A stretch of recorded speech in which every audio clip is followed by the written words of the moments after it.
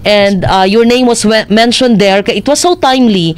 Kaya during ato akong posting, maupod to ang time nga medyo kasagsagan nga nahugyaw ang CMU because of your success. So that was about the International Ecology School. Istoryahin ko no mi, Doc Gio, kung unsa to siya nga event all about, nga ikaw gyud ang nakadaog ha as best presenter. Sige daw, istoryahin daw mi. Yes, Ma'am Elge, that is the International Ecology School, and it's a yearly nga event. And so this year, gihost siya sa Hostay National Park in Mongolia, and alongside with several researchers from 8 countries.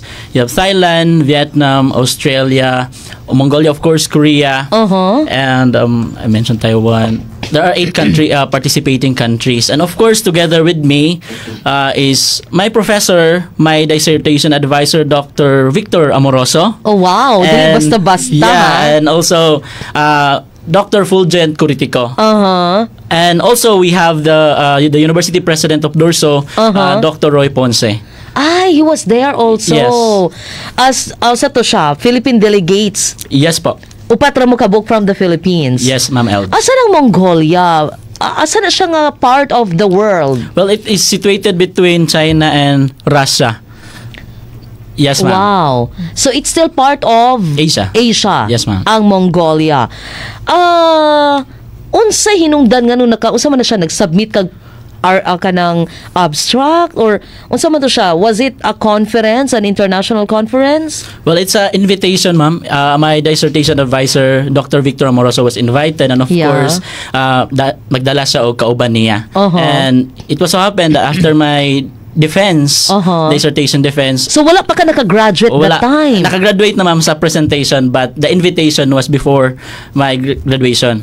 What was your study all about? Okay, so my interest is all about the bryophytes. So bryophytes, bryophytes. Oh my God, that's so technically ko angid kaayo lisod sa sabton. O sino siya? Yes, Bryophytes. Yeah, di ka na to sa may kung ipa-visualize ta unsa ang plant, di ka na to sa may imagine because so it's part of the plant. Yes, ma'am. Tanom. Sa ato pa mga lumot. Lumot. They are poorly understood, neglected flora. There are very few who study the lumot or the bryophytes. So muna akong interest. Okay. So I presented my research output on the in the mosses itself, because bryophytes has 3 groups: mosses, liverworts, and hornworts. So mosses ra gyud ang ako nahibaw-an. Yes, ma'am. O sa to isa? Liverworts and hornworts. Hornworts. Oh my God. Yes. Sige daw. So mosses. So my study focuses on the mosses. So I have 5 sampling sites for my dissertation. So 5 ka bukid. Dapit. In Camiguin, Mount Timpung. Bukid yun Yes, ma'am. Sige daw, Camiguin. In Camiguin, Mount Timpung, and Hibok-Hibok.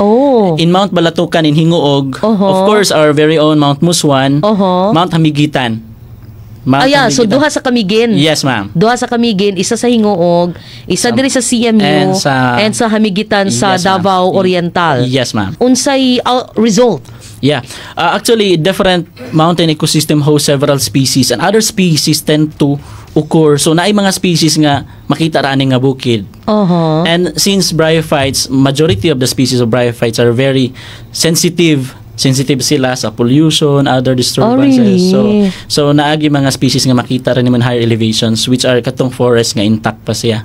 Kaning lumot nga makita nato sa halimbawa sa dalan. Yes, ma'am. Unsa man na sila nga lumot? Yes, nabilong sila sa if we name the family Puthiaceae, those kanang naa sa kilid sa dalan nga nasa pavements.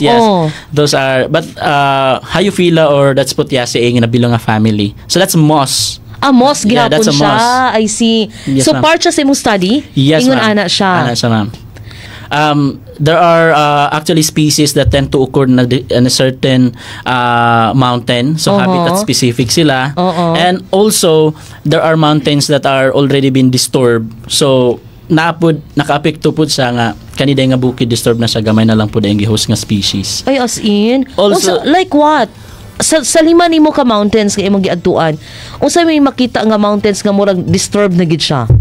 Mount Muswan. Oh my God, it's so sad to say that. Yes, ma'am. Because aside from secondary growth forest man good siya. Unsa pag maingon tag secondary? Di sa natural forest, so gitamnan siya para. Yeah. And since open man gid ang Mount Muswan, Yes. especially most of the activities are concentrated in the base and the hilltop. top. So kana nga elevational gradient, the base and that of the top, gamay ra gid ang species nga mahusana kay syempre matumban sila, Yes. ma-disturb sila.